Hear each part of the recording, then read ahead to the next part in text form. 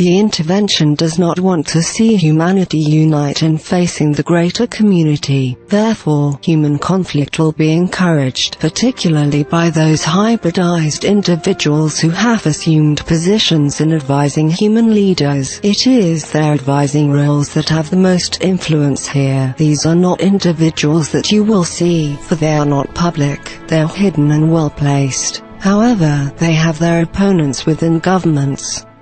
For there is a struggle going on within the secret corridors of government. And that is why the intervention has sought to influence commercial powers even more than government officials, for commercial powers are governed by greed. They seek wealth, power, predominance and advantage over their rivals. They do not have public scrutiny and are not accountable to people at large, and so they are much more likely candidates for the plan of the intervention to gain human representatives and human liaisons. Human unity will be opposed by the intervention, for a united humanity will oppose intervention. It will become increasingly resistant to any attempt by any foreign power to gain access or advantage here. That is why the emphasis for the intervention is to amplify human crises, human conflicts, human disagreements and to encourage the proliferation of weapons. To lead humanity further in its own self-determined path of destruction. A weakened humanity will be vulnerable to persuasion, and a weakened humanity will be more likely to respond to offers of technology, to offers of assistance in governance and to offers of becoming connected to trade networks that already exist in the universe. If humanity declines, it will be hard for either your leaders or your peoples to turn down offers of technology and resources that will be provided for you, and offers that will surely undermine your self-determination and make you dependent upon networks of trade, commerce and power over which you will have no influence or control. These activities are not evil, in the sense that you might think. They represent competition, and competition is part of nature. If you are to be powerful, others will compete with you. If you possess wealth, others will compete with you for this wealth. If you misuse the world, others will seek to take advantage of this for themselves. And if you remain divided, others will try to use that to their advantage. Regarding resource depletion, the intervention will support the overuse of those resources that you rely upon for your basic energy requirements, for they do not need these resources. The depletion of these resources will further hasten humanity's conflicts and decline. Therefore, the overuse of such resources and people's desire to maintain their current behavior will be encouraged. A foreign agent here would need only encourage you to do what you have been doing all along for practical reasons, to maintain wealth and power, to maintain your nation's stability and to maintain its predominance over other nations. These agents will provide this advice to your leaders, and especially to the leaders in commerce who always will seek profit and advantage. Since the intervention represents commercial forces, they are particularly focused on aligning themselves with human commercial forces in your world. Here they share a common purpose and many common methods, and they can appeal to individuals who have this focus and this intent. Who amongst the powerful and the elite in your commerce and trade within this world could refuse the offer of advanced technology and refuse the offer of proprietary right to something that none of their rivals possesses? Who could refuse the opportunity to engage in trade and commerce with powerful forces beyond this world? Leaders in commerce are not accountable to the public, to the people of your world. They are not scrutinized. Their positions are secure. They do not need to win public favor in order to proceed in their search for power. Who amongst them will refuse the offers of advanced technology and trade with other nations and the wealth, power and advantage that such engagements might promise?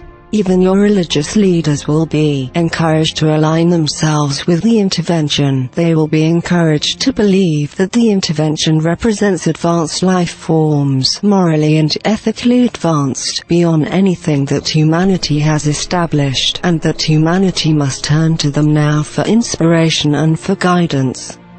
These religious leaders will be led to believe that the intervention is here as an act of providence, an act of God, to safeguard humanity and to assure its future. It is their beliefs and their emphasis that will be exploited here, for they are not able to see clearly and discern the meaning and the reality of the greater community. Amongst those who are rebellious and who seek to foster revolution, the intervention will give them inspiration. It can whisper in their minds. It can present images in front of them, images of their saints, images of their gods, images of the righteousness of their cause. Those individuals who cannot distinguish a greater community presence from a spiritual manifestation will not be able to resist. Now they will feel they have divine will and support for their political goals. Now they will feel justified in taking any action, no matter how destructive, in order to fulfill their beliefs and their sense of justice. None of these inspirations comes from a divine source.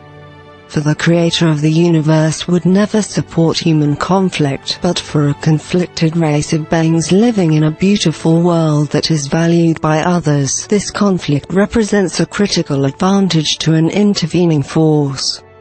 Here a much smaller force can overwhelm a much greater force. The collectives are a very small presence in the world, and yet they can have great advantage here. Encouraging governments to take actions not in their best interests and encouraging conflicts that will only lead both sides to a greater decline and impoverishment. They can promote the use of the world's resources in such a way that would only lead to humanity's decline and the collapse of societies and even civilization itself. The intervention is exploiting your weakness, and that is why you must cultivate your strength. You must see that your predispositions towards conflict and division are inherently self-destructive and render your position weak and vulnerable in the face of the greater community. Human unity and cooperation will be essential for humanity's future if you are to remain and to grow as a free race of peoples in the universe. The intervention will oppose this, for that will counter its goals and even its presence here in this world. Regarding the issue of discretion, the intervention wants to know everything about you: how to govern your views, how to motivate your feelings, how to stimulate your emotions, how to make you behave in the ways that it wants you to behave. For control of the human mind and perception is essential to its ultimate goals of governance in this world. Human discretion, therefore, runs counter to the intervention's objectives and will be discouraged. Only in keeping the intervention's secrets will humanity's discretion be supported. Only in hiding its agenda and forgetting what individuals have been told and the often brutal experiments that they have been subjected to as though taken from their homes and their families against their will. Here forgetfulness will be encouraged, even with threats of violence. The intervention does not want the human population to know its real activities and its real intent. It does not want to see humanity become more powerful. It does not want to see humanity gain insulation from the greater community, for the intervention is here to establish dependence and cooperation. This is their pathway to success, a pathway that is not being sufficiently resisted within your own world. The power of knowledge is the sacred intelligence placed within each individual. The power of knowledge is unknown to the intervention, for if it were known, there would be no intervention, and such unethical behavior would not be attempted. The greater powers of humanity are not being used, and humanity is being encouraged to behave in ways that are not in its best interests.